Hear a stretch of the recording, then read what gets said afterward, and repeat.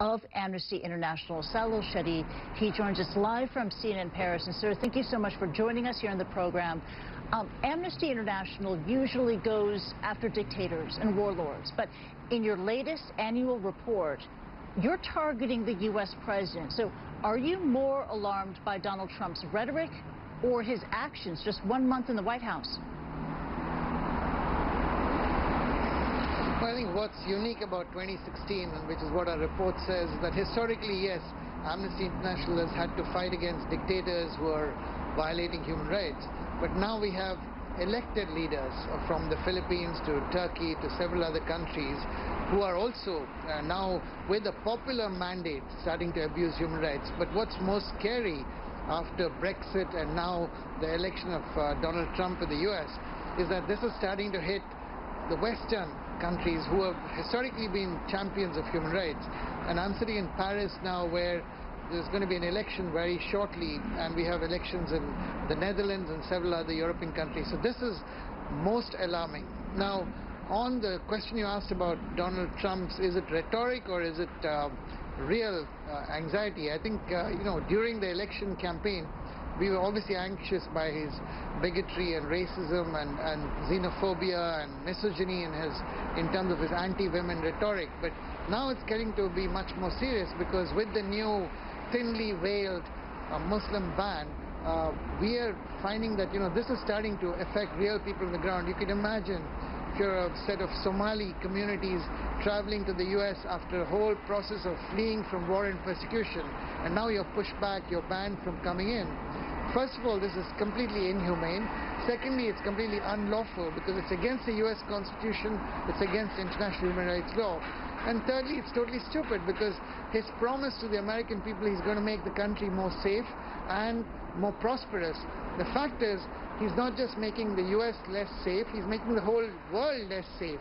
And everybody knows that migrants coming in only makes countries more prosperous. So completely misleading the people, confusing people, and this is happening in many parts of the world as we speak. It's not just Trump, but it's a phenomenon.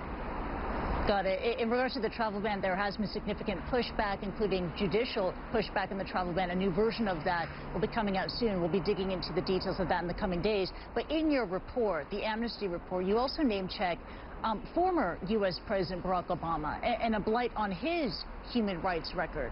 How so?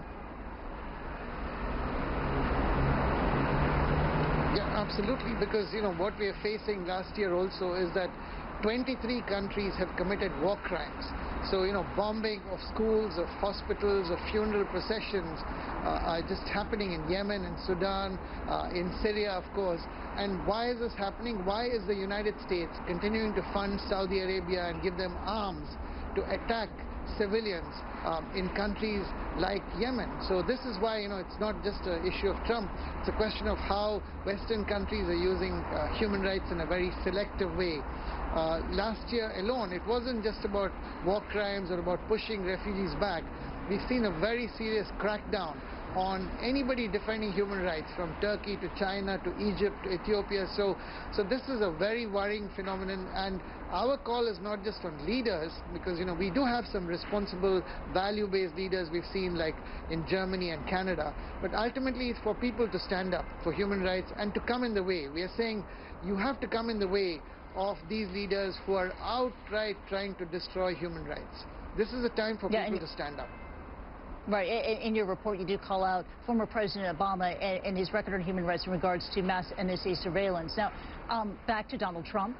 He was named along with the Turkish president, Mr. Erdogan, as well as the Philippines president, Rodrigo Duterte, and they're accused of divisive fear-mongering, which you say is a danger not just to their constituents, but to the world. So are you suggesting that from these leaders that this is some sort of a global contagion? Obviously, in the United States, of course, the actions of the US president or what the British Prime Minister does, or in the case of France, if French leaders take anti-human rights positions, those have a multiplier effect in so many countries across the world. But, President Duterte has supervised the killing of more than 7,000 people in the so-called war against drugs, which we think is a war against poor people. And now he's abruptly stopped it, saying that actually the police are corrupt. In the case of Turkey, it's now almost a joke in Turkey that if you want to meet a journalist in Turkey, where do you go? You go to jail, because they're mostly there.